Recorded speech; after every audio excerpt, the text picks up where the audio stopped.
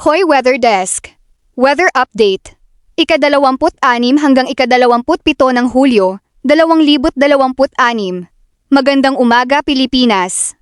Ngayong umaga, Luzon. Bahagyang maulap hanggang maulap na may kalat-kalat na pag-ulan sa Cagayan Valley, Aurora, Quezon, Bicol Region at ilang bahagi ng Metro Manila. Visayas. Maulap na may panakanakang pag-ulan sa Samar, Leyte, Biliran, Cebu at Negros. Mindanao, maulap na may kalat-kalat na pag-ulan sa Caraga, Davao Region, Bukidnon, Sultan Kudarat, South Cotabato, Sarangani at Zamboanga Peninsula. Tanghali at hapon. Dahil sa matinding init ng panahon, inaasahan ang localized thunderstorms sa maraming bahagi ng Luzon, Visayas at Mindanao. Posible ang malalakas na buhos ng ulan, pagkidlat at malalakas na hangin sa ilang lugar. Gabi, mananatiling maulap ang kalangitan na may kalat-kalat na pag-ulan at pagkidlat-pagkulog lalo na sa silangang bahagi ng bansa. Weather Outlook, ika-27 ng Hulyo, 2026, umaga. Magiging bahagyang maulap hanggang maulap ang kalangitan sa malaking bahagi ng bansa na may panakanakang pag-ulan sa silangang Luzon, Visayas at Mindanao, tanghali at hapon.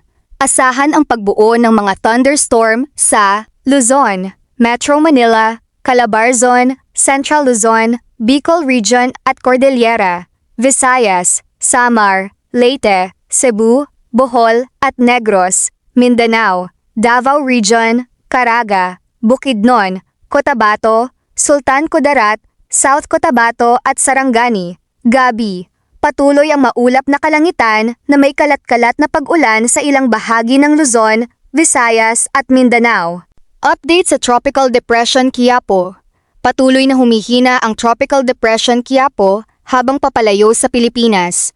Maaari pa rin itong palakasin ang habagat kaya may mga pag-ulan pa ring mararanasan sa ilang bahagi ng bansa. Tungkol sa mga susunod na bagyo, wala akong makukumpirmang opisyal na bagong bagyo o pangalan ng susunod na bagyo para sa ika-26 hanggang ika-27 ng Hulyo, 2026 nang walang opisyal na ulat mula sa PAGASA.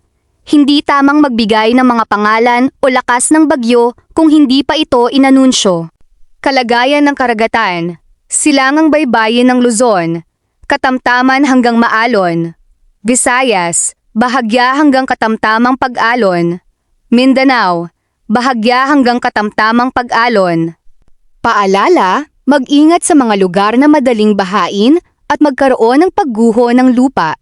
Pinapayuhan din ang maliliit na sasakyang pandagat na mag-ingat sa paglalayag lalo na sa mga baybaying may katamtaman hanggang maalon na karagatan. Koy Weather Desk. Tapat, mabilis at napapanahong ulat ng panahon.